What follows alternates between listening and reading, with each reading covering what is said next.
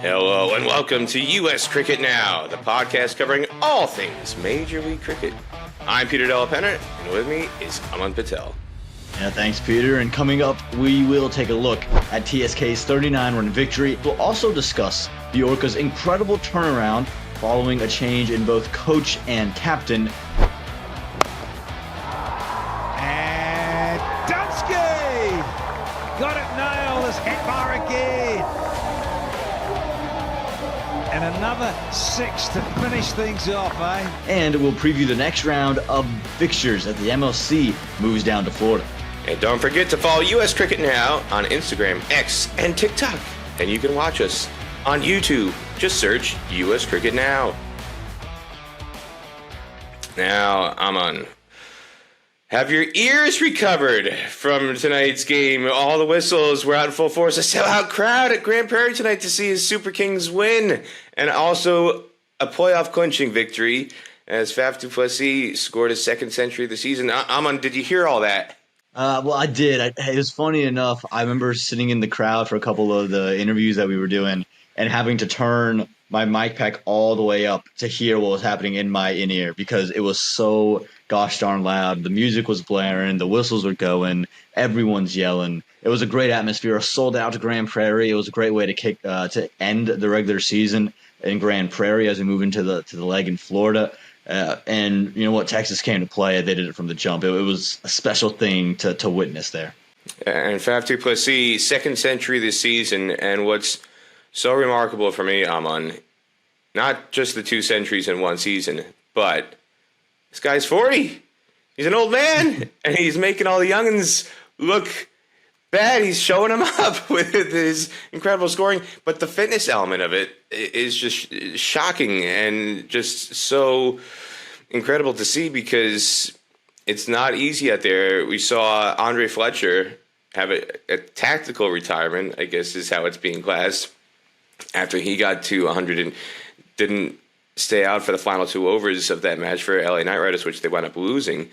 And yet Faf stays to the end, 103 not out off 53 balls. But for people who haven't been to Grand Prairie, Aaman can tell you how deeply uncomfortable it is. And yet he makes it look easy. He's brilliant, and he's been absolutely brilliant. And again, this was without Devin Conway, who's missed this part of the tournament. So it's been important for him to have to step up. Faf's been the one who's been streaky in Major League, didn't really score in Oakland, so came up with the big scores back home. For me, I thought Donovan Ferrer's innings, while it didn't amass the same total of runs, was almost the tipping point for the Super Kings as to why they were in such a dominant position. Comes in 53 off 25 sixes, 3 fours, and a strike rate of 265. And when he got in there, you're looking at a team that was, you're looking at somewhere 180. He took it to 223. He was unbelievable. He didn't know where to bowl to him. I mean, I felt bad for Rushil Lagarkar. He was that final over trying to figure out how to bowl to him. Bowled 3 straight wides, then tried the Yorker, missed, got a full toss, hit him for 6. He gave up 9 on 1. I mean, he was just spectacular, and it shows just the depth of the Super Kings because you go from Faf to Sai to Marcus Soines to Ferreira, and then you have Savage and Shubham Ranjane and Akil Hussain all waiting to grab the bat. This was the Texas Super Kings that were advertised before the season, and it's why a lot of people thought that they would have been, one of the top 2 teams in the finals at the end of the year. Well, it was only 5 days ago on that Seattle Orcas were buried at the bottom of the table winless, but MI New York with another loss tonight. We'll go to the Orcas now, how things have changed for them in the space of a week. They fire the coach. They change captains. Heinrich Clausen is swapped out for Sikandar Raza. And the 2 matches they played, again, against bottom of the table, but they go from being winless to now they're in playoff position. They're in 4th place, 2 wins back-to-back. Sikandar Raza comes in his first match as captain, 30 off 9 balls with 6 fours and a 6. Shimron Hatmeyer got all the headlines for what he did in that chase, 97 not out off 40 balls, 5 fours and 9 sixes, including the match-winning 6. They needed 6 off the final ball. But I actually thought Sikandar Raza, that 30 off 9 balls near the start of the chase, when you're striking at 300, the way he came out and did it, his only 2 dot balls were the first ball he faced and the ball he got out to. there was a case that could be made. He should have been player of the match for the way he transformed that chase and set it up so well for Hetmeyer later on. Yeah, I mean, he was brilliant. 7 consecutive boundaries, nearing 8 and 9 would have been a record that they were approaching. Danny Morrison thought he had it for a moment as well. But for me, when I look at that game, MI New York, and I look back at Rushiel Ogarkar, while all of the struggles he had this past match against Texas, he actually really came into his own against Seattle, and he had Hetmeyer gone. Tejinder Singh drops him in what would have been the 11th or 12th over, puts him on the ground, and he would have just been on 20, just on 20 at that point, because right after that he hits 3 boundaries in the next over, taking on the spinner and taking on Bracewell and taking him all over the park. And it was just that, to me, was a momentum swing. Ogarkar had it, the young man at 21, and Seattle from that point on never looked back, and Hetmeyer never looked back. And I remember being on the field after that game and seeing Ali Sheikh, seeing Ayan Desai and Rahul Jariwala, some of the guys I'm close with, and the looks in their eyes, Jesse Singh, the look in his eyes, the way they were talking after the game, you would have thought that they would have just won the whole championship. They felt that this was the win they needed, and feels like there's something in the water right now in Seattle. Hetmeyer followed up that incredible finish to get their first victory with another 64 not out off 26 balls in a win over LA Knight Riders. They won with a ball to spare just yesterday. So that's the second win in the sequence of matches this week. And a couple guys who stepped up, the Americans, the domestic player, Cheyenne Jahangir, who has had a fairly good season. He's been consistent since he's come into the lineup. Didn't play the first 2 games. But Aaron Jones, somebody who's been quiet, comes in, scores 73 off 38 at number 3, and that's huge for the Orcas if they're going to get their season turned around. But the fielding, Cheyenne Jahangir dropped early. The Knight Riders we saw, and we'll get to this in their game against Washington Freedom. Their fielding came back to bite them in a big way. I think a lot more was made about that Andre Fletcher retirement than was necessary. I don't think it really had a significant impact, not nearly as much as the fielding. But the fielding, Knight Riders just collectively has been poor, and it has another significant role to play in the Orcas winning 2 matches on the week, including the second one against the Knight Riders. Yeah, there's no question about it. I mean, you look at this Knight Riders lineup, and you just feel that they should be much better than they are. You got a lot of big names. You got a lot of great bowling options. Tavir Sangha. You have Jason Holder. You have the Dre Russells of the world, Ali Khan. Shadi Benchkalkovic's actually, didn't have a great game against the Orcas, but I thought has been quite brilliant in tough bowling conditions for the side. They should have a little bit more success, but they haven't. And the fielding has been real poor. We've seen Trey Russ put catches down. Nitish Kumar came in for a bit, drops a catch, and that was all against the Washington Freedom. As you mentioned, dropped Maxey twice. We're seeing, Ralph Powell put down catches. It's just not like these guys to do it. They take some speckies, and there just seems to be that lack of discipline, this lack of basics from some of these teams versus you see the teams right up top of the list, fast making stunning plays. Obis Pinar's not putting down catches. You're not seeing the unicorns drop many. They're all in the slip, Gordon, and the deep. Sanjay Krishnamurthy's playing brilliantly with his hands, saving runs. The 1%ers are what the top 3 have done really well, and it seems as if that hasn't followed the bottom 3 at the moment. Mitch Owen making a case for MVP, and we'll talk about his other performance in the week against the San Francisco Unicorns. But Mitch Owen dropped on 3. Ali Khan had him, and Rodman Powell puts him down. What does Mitch Owen do? He goes on to score 43 off 16, 3 4s, 4 6s. Again, so much emphasis was put on that final ball drop that Jason Holder had at mid-on, which could have sent the match to a super over. Yeah, I mean, and even you talk about that catch that Jason Holder put down, Ben Phillips put everything he had behind it. There was plenty of mustard on it, and I don't think if it hits anyone other than the big mitts of Jason Holder, it's probably through and gone for 4, really. But I think for the Freedom, they showed great depth in that game, given all the mistakes. Maxey dropped on 18 and 21. It was still Sangha got through them. They still were in a position where this game was really in the balance. And again, Glenn Phillips was able to come in, after Jack Edwards. Obis Pinar was brilliant, doing what he does best, steering innings, closing it, performing in clutch situations. And then you never really felt scared because even if they lose a wicket there, you still have Mukhtar Ahmed, you still have Mark Adair, Ian Holland, all three of whom can really bat. I mean, for gosh sake, Ian Holland opens the batting in county cricket. So he can, hit the ball all over the park. So the freedom, they flexed their muscle in that game. They held their nerve. And I think it was important for that group to understand that they could win it with, not just through Mitch, just through Rutchin, not just through House, not through Maxwell, but through an entire team. And that's the difference from maybe game one to this match that they had against LAKR. Yeah, one of our criticisms about Freedom compared to the Unicorns was, did they have the same amount of depth demonstrated? We've seen so many players step up for the Unicorns throughout the season, but it's been a lot of Mitch Owen and Glenn Maxwell, and what about some of the other guys? And they stepped up in a big way this week. The other victory, they finally knocked off the formerly undefeated Unicorns in a rematch again of last year's final.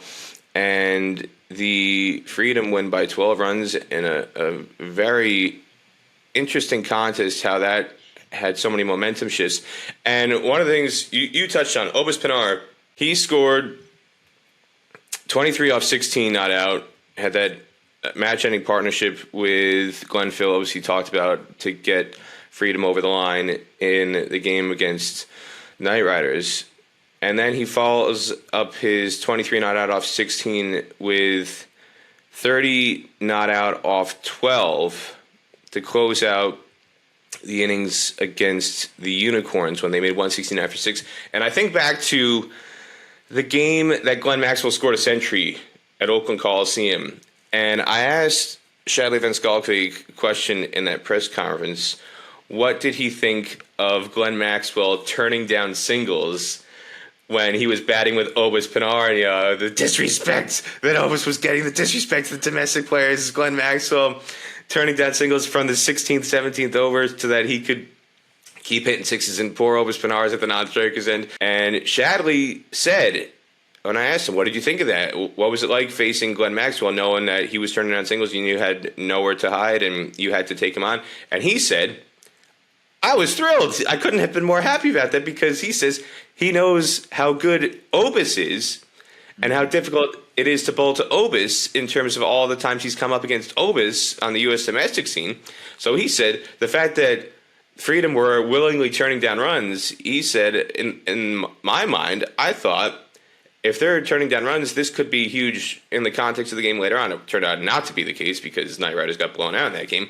But at the time, he thought, hey, if he's not going to let Obis bat, I don't mind that. That's no problem for me. I'll keep taking on Glenn Maxwell if he doesn't want to take up runs and give Obis the strike. And we see what Shadley was talking about with these performances that Obis had over the course of the last two games, which played such a huge role.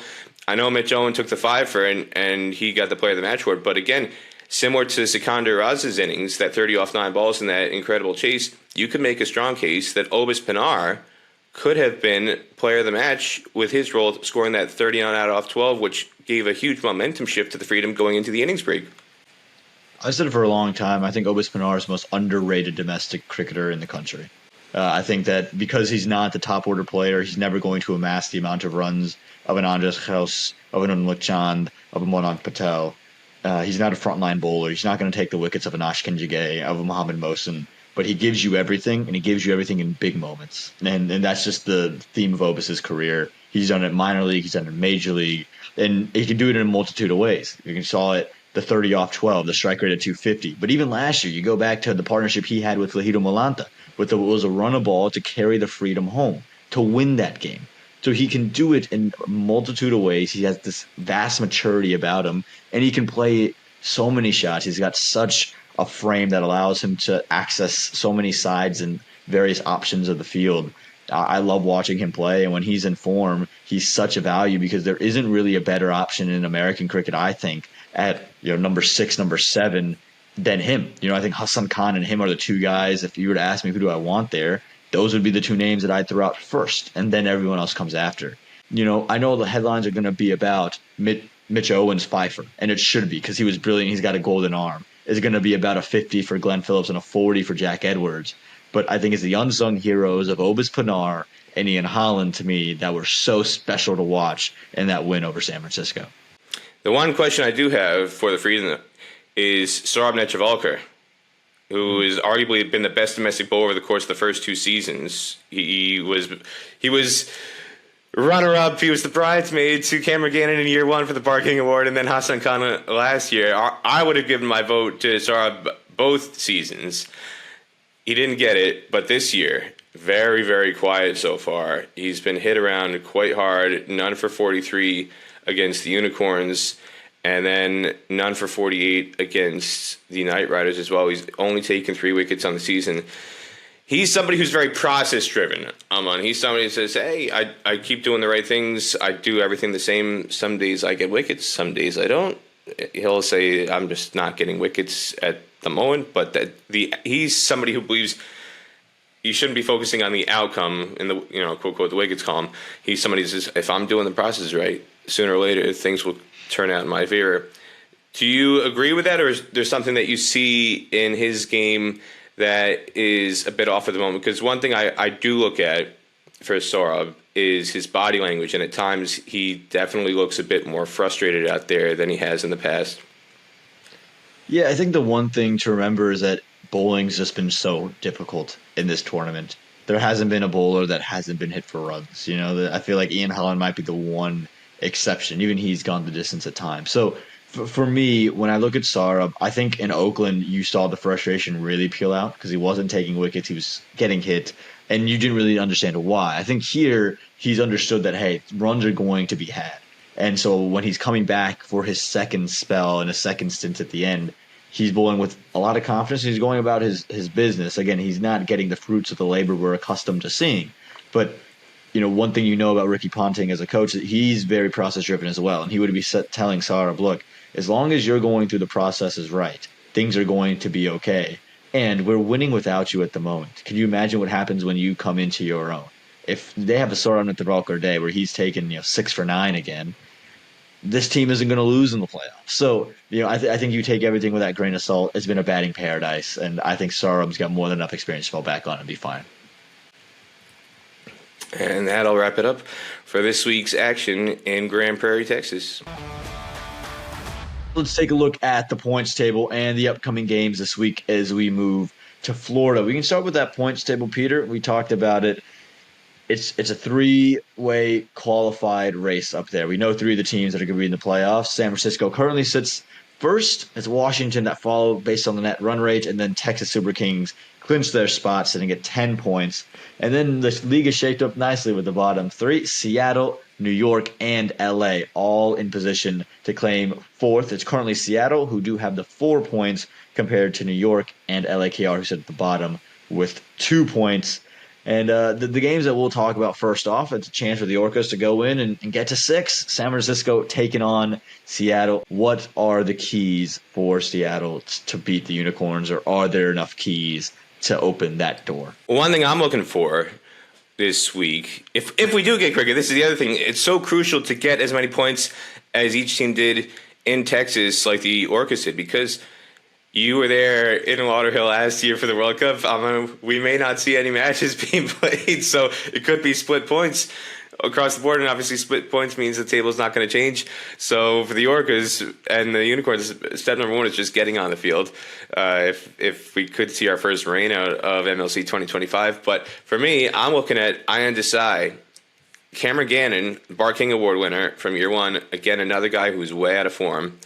And Ian Desai was given an opportunity to come in, and he performed respectably. He didn't do anything to be classified as a world beater, but he did okay. And he's somebody who's young, got a lot of energy. He's made a USA debut in the last year as a left-arm seamer, kind of waiting in the wings to be groomed to take over after Saurabh Netravalkar goes whenever he decides to pull the plug on his career, which for USA fans, I think everybody hopes will still be several years away, still have some time off. But Ian Desai, young, exciting prospect, he's given an opportunity. He did something with it. He took 1 for 54. Again, I think some of those numbers might be a little bit skewed but he's a decent bowler, and Cameron Gannon just wasn't getting any wickets over the course of the season. And again, Orcas had some fielding issues. We saw Jesse Singh have loads of issues. The ball was following him around. It was teasing him at times in the field. But fielding, I think, is going to be a big factor because it's so humid. The humidity factor in Florida, if guys, their hands are slick and they can't latch onto the ball properly, we could see fielding come into play in a big way. That's something I'm going to be keeping an eye on. And then from the Unicorns' perspective in that first game, because they've clinched, you wonder, will they give some rest to a few guys, especially against a bottom half of the table team? They might take an approach to say, hey, we can take our foot off the accelerator here. Let's rotate some guys in and out, give some opportunities to guys who, in case of injury, we need to know that they can step up and perform. And I wonder what approach they'll take in that scenario in Florida. Yeah, I think for Seattle, I'd love to see Ali Sheikh get in the game. I think Sujit Naik's had his run, has been able to perform with the bat. I think if you can get Ali Sheikh in a position tremendous in the field, as you mentioned, gives you a little bit with the ball and can come in and slug around. So I think that'd be a good option for them to think about as well. I think for the Unicorns, I think Jamar Hamilton's key for their success in the playoffs, right? I think they've gone with the decision that he's going to keep wicket for them, bat 7, and you want him to continue to get more runs. Hassan Khan's been dealing with a little bit of an illness, so I think this is the time to get him some rest and maybe see a Kareem Agor and, maybe get him some overs in the game. Maybe it is a Hamad Azam that comes in as well, and who knows who comes in for the Unicorns, but they're set. I think for the Orcas, Ali Sheikh, I like the youth movement for them. If we move into the Texas Super Kings and the Washington Freedom, I would also like to see a youth movement. Both teams have qualified. I think it'd be a tremendous story if Adam Khan makes his way into the 11 back home in Lauderhill down in South Florida, where he made a name for himself. I think it's a good opportunity for him to get some match experience and maybe a low risk situation. I know you want to beat the Freedom. I know you want to try to climb to the first or second spot, but I would love to see him get an opportunity up there. Now, we've got a question from Mike who asks, I read an article about ECB CEO Richard Gould, who says the revival of the Champions League T20 style event is a, quote, next logical step for the sport's evolution. Do you think this is something U.S. fans would get behind? Interesting. I do think U.S. fans would get behind it in the sense of, we love USA. That's kind of our thing. And the Olympics come on, we love USA. I'm not sure how you would structure it, right? Is it a Texas Super Kings 11 versus like with the Joburg Super King 11? How do those things work? What does that look like? Is it really just like an MLC All-Star team versus a SA20 All-Star team rather than just the champions of the league? Could it be that style? I think those are interesting. I think the U.S. market would get behind it. You'd make it America's team.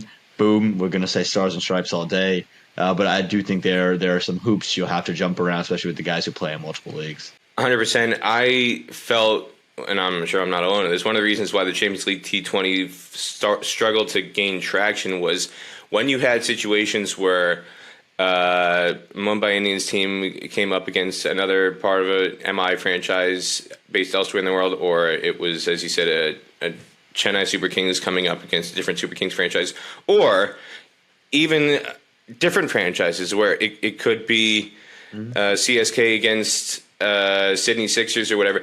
If you had players who overlapped franchises, if you had somebody who was an Australian player who was playing for MI or an Australian player who played for CSK who also played for Melbourne Stars or Sydney Sixers, the IPL team almost every time took precedence for that player. And so the best players from the competing franchises were having their squads rated by the IPL franchises who took precedent. And if that's the case, I think you'll get struggle from fans to get buy-in because it's very unique to cricket. Obviously, you don't have that. You don't have a situation in Champions League soccer where a player plays for Liverpool and also plays for AC Milan, and he's got to make a choice when it comes to if they face each other in knockouts. The only sort of close resemblance you have to that is if players are out on loan. But again, if they're out on loan, they're playing with one team over the course of the entire season. And there's only very rare instances where a player who's out on loan to one club, if there's an agreement in place that he won't face his home club that he's being loaned out from. But that's a very exceptional situation. Otherwise, you're committed to a team for 12 months and you're contractually bound to them.